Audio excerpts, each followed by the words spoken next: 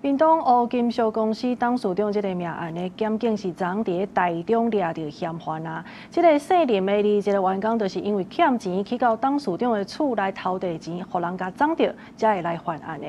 這警方是去到嫌犯睡厝的所在，也找到相關的證物。目前法院已經裁定羈押禁見。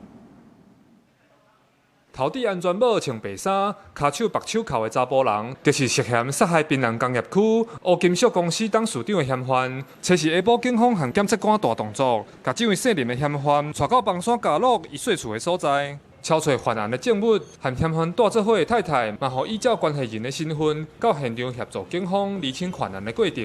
下晡6點外，嫌犯帶回刑事大隊偵訊。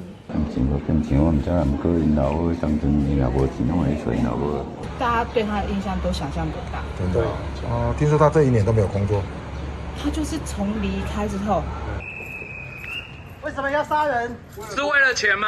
頂個月20時，烏金屬公司姓黃的董事長，互後生發現死佇枋寮太灣村的厝內，因為厝內監視器攏故障，調查有難度。警方是過濾枋寮過6000支的路口監視器和死者的通信記錄。經過10多天，鎖定公司這名34歲姓林的前員工，伊因為欠錢用，到董事長厝內想要偷體，結果互發現，才甲董事長拍死。警方在台中找到嫌犯時，嫌犯嘛承認犯案。